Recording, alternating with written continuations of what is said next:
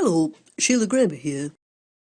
You're looking at one of the first animated films I ever made back in the 1970s. I used a sheet of grey paper with soft pastel, drew a little bit, clicked the camera, drew a little bit, clicked the camera. In this case it was a Super 8 film camera because we're going back a bit here with a long cable release. So I sat at the drawing board, draw, click, draw, click. Now what I'm going to do is exactly the same thing again, but now in 2012. I'm using a very similar piece of grey sugar paper and I'm going to fix it firmly to the board with paper tape. This is quite important so the paper doesn't jiggle around whilst you're busy. The little side light brightens up the whole thing. So we have lights, mirror and a bit of charcoal. Let's get started. But not without my iPhone and a little gadget called a glyph, which fits on nice and smug to the iPhone, which then fits on the tripod. So now I can animate. Because I'm videoing this on my iPhone, I have to put it somewhere handy, so it's here. So I shall be drawing here, clicking the camera here. So the first thing I do, blank frame. Next, I'm just drawing very lightly the shape, so I know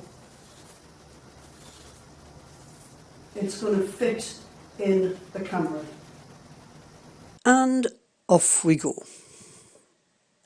Hang on, let's just have a look at exactly what's happening here. I'm drawing a little bit and it's up to you how much or how little you draw. I'm just fixing the ears here. The top of my ears is level with my eyes. The bottom is level with my mouth. I've got quite long ears, so you check your own, you'll find out.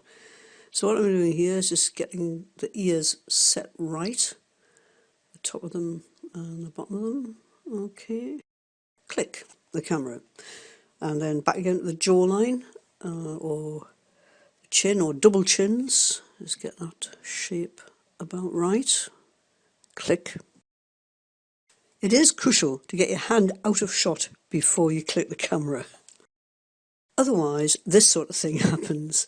And another thing to avoid is, can you see there's a slight shake in the drawing? And this is because the drawing board on the easel is not really 100% steady. So again, a very important fact. Everything must be really stable when you draw frame by frame. This is a good demo because it's showing you what can go wrong. Back to the main movie. See what a difference the white chalk makes.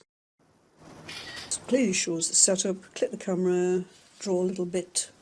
It doesn't matter at all what sort of camera you use or what sort of software. That's entirely up to you. I'm just demoing via the iPhone because it's handy.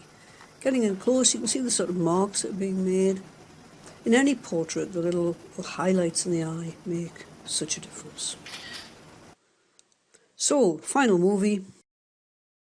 The whole expression is a little serious. Perhaps we could vary it a bit. Yeah. As you can see, I'm quite a bit older than the very first drawing I showed you, so I'd like to finish up with a couple of movies. This one is from a film I made called Face to Face. It follows a life from cradle to grave. No prizes for guessing which bit this is.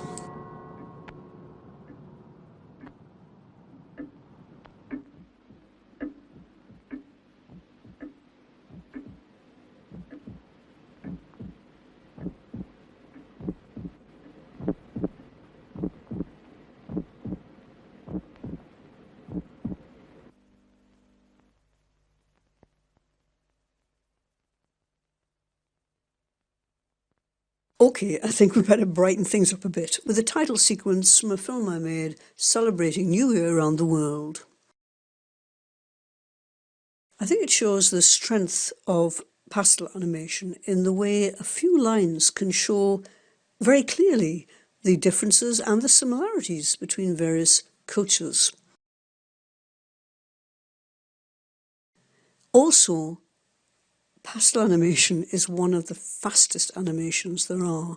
If I'd done this in cell, or if you'd done it in 3D CGI, this would have probably taken days, whereas in fact it took a couple of hours.